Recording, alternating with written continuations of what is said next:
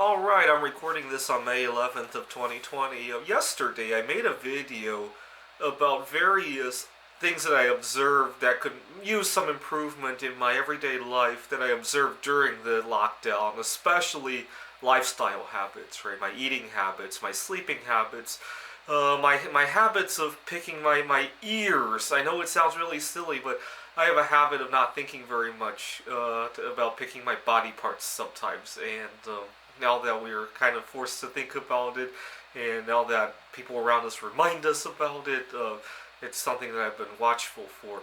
Sometimes I get so carried away programming on my computer that when I cough or sneeze, I don't think twice about it. Now that we're being constantly reminded to do that, it's been a very good reminder, especially when we saw this infrared camera of just how far your coughs and sneezes can travel, even if you don't have any illnesses.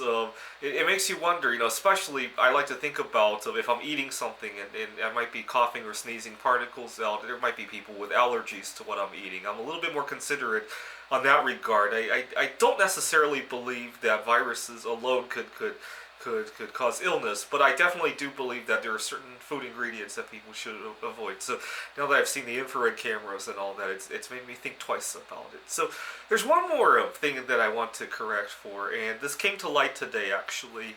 I had gone to the park. I showed you guys videos of the park before, and I gotten into a little disagreement with one of the other people there, and the other guy got some other people to support his side of the disagreement. But when I looked at him, he looked like a family man, and people treated me like a clueless person, and this is a big problem.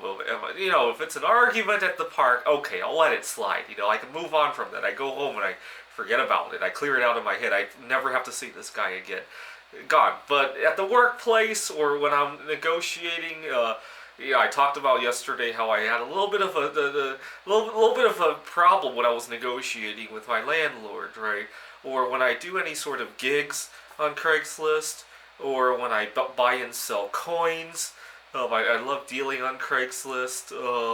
A lot of times people just, it's kind of funny. I just turned 33 years old, but I still get girls who are interested in me who are in their late teens to early 20s. I like that part of the story. What I don't like is when people treat me like I'm that old.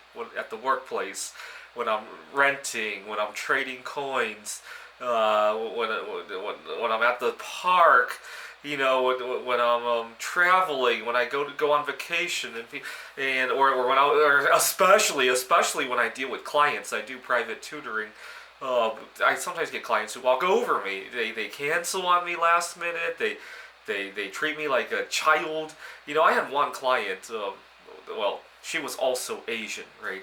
And she walked over me, right? She treated me like almost like an extended family member.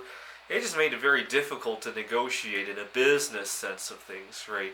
I ended up tutoring three of her sons over a period of 2 years, and she had three boys, and I really should have raised the price a few times, or at least asked for some concessions. I had to travel to their place. They lived a good 5 or 6 miles away. It doesn't seem like very far, but when you consider it's a 1 or 2 hour session, it seems like a big deal, right? Especially when you go 2 years without a price hike. And during the whole 2 years, her mom just always talked to me almost like a family member. She had wanted to ask me if I was interested in meeting this girl, and my heart just sinks. I'm not interested. I mean, if you think about it, her boys were what? I think 8 to 14 years old, and she is 40 some years old. They're not going to know any girls my age, and she's treating me like a family member and walking all over me. And I was thinking about the guy I met at the park today. He might have even been younger than me on paper, but he had this family man appearance. I think where I really lose out on the family man appearance is that I'm constantly trying to mingle with people, right? I think people pick up on that. Sometimes I can be a little bit more aggressive than I should be, when I go out to look for my future wife, right?